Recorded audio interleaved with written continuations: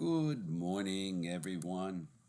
Today we will be reading from 1 Samuel chapter 7 and chapter 8. 1 Samuel chapter 7 and chapter 8. Today is May 6th, I believe. Let's see, what is today? It is May 6th, 2024. And again, we'll be reading from 1 Samuel chapter 7, beginning with verse 1. And the men of Urath Yearim came and fetched up the ark of the Lord, and brought it into the house of Abinadab in the hill, and sanctified Eleazar his son to keep the ark of the Lord.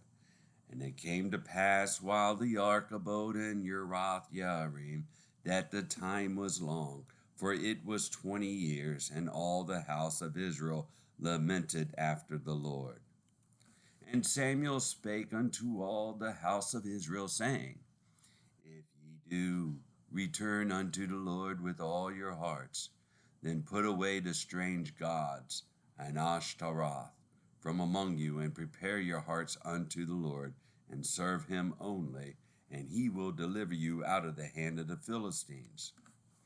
Then the children of Israel did put away Baalim and Ashtaroth, and served the Lord only. And Samuel said, Gather all Israel to Mizpeh, and I will pray for you unto the Lord. And they gathered together to Mizpeh, and drew water, and poured it out before the Lord, and fasted on that day, and said there, We have sinned against the Lord. And Samuel judged the children of Israel in Mizpeh. And when the Philistines heard that the children of Israel were gathered together to Mizpeh, the lords of the Philistines went up against Israel. And when the children of Israel heard it, they were afraid of the Philistines.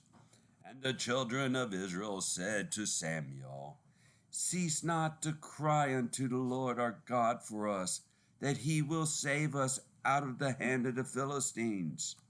And Samuel took a sucking lamb, and offered it for a burnt offering holy unto the Lord.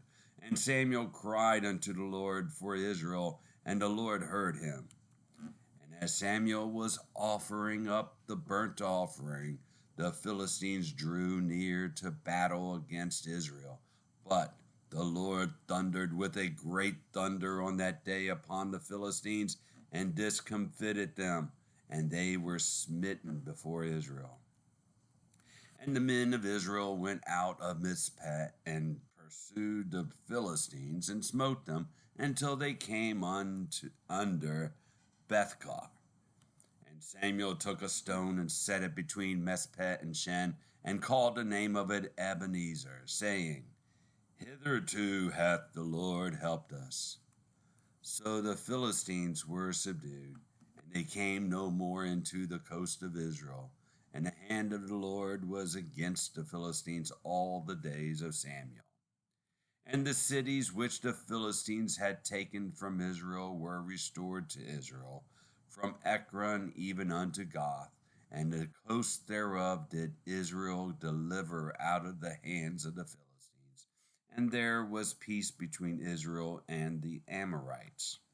And Samuel judged Israel all the days of his life. And he went from year to year in circuit to Bethel and Gilgal and Mizpeh, and judged Israel in all those places.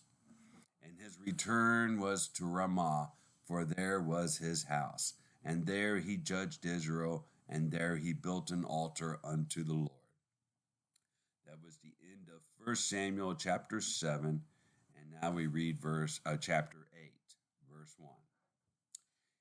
And it came to pass, when Samuel was old, that he made his sons judges over Israel. Now the name of his firstborn was Joel, and the name of his second Abiah. They were judges in Beersheba. And the sons walked not in his ways, but turned aside after lucre, and took bribes, and perverted judgment. Then all the elders of Israel gathered themselves together, and came to Samuel unto Ramah. and said unto him, Behold, thou art old, and thy sons walk not in thy ways. Now make us a king to judge us like all the nations. But the thing displeased Samuel when they said, Give us a king to judge us. And Samuel prayed unto the Lord. And the Lord said unto Samuel, Hearken unto the voice of the people in all that they say unto thee. For they have not rejected thee, but they have rejected me, that I should not reign over them. According to all the works which they have done since the day that I brought them up out of Egypt, even unto this day, wherewith they have forsaken me and served other gods, so do they also unto thee. Now therefore hearken unto their voice, howbeit yet protest solemnly unto them, and show them the manner of the king that shall reign over them. And Samuel told all the words of the Lord unto the people that asked of him a king. And he said, This will be the manner of the king that shall reign over you. He will take your sons and appoint them for himself, for his chariots, and to be his horsemen, and some shall run before his chariots. And he will appoint him captains over thousands, and captains over fifties, and will set them to ear his ground, and to reap his harvest, and to make his instruments of war, and instruments of his chariots.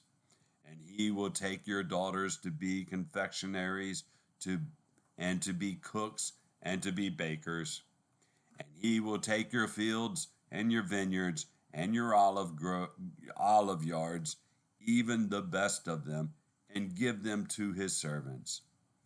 And he will take the tenth of your seed and of your vineyards, and give to his officers and to his servants. And he will take your men servants and your maidservants and your goodliest young men and your asses, and put them to his work. He will take the tenth of your sheep, and ye shall be his servants. And ye shall cry out in that day because of your king which ye shall have chosen you. And the Lord will not hear you in that day.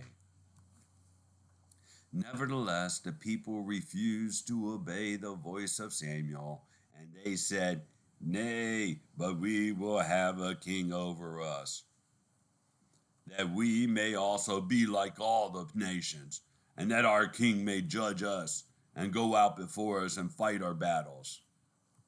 And Samuel heard all the words of the people, and he rehearsed them in the ears of the Lord.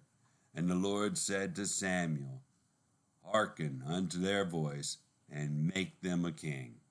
And Samuel said unto the men of Israel, Go ye every man unto his city. And that's the end of 1 Samuel chapter 8.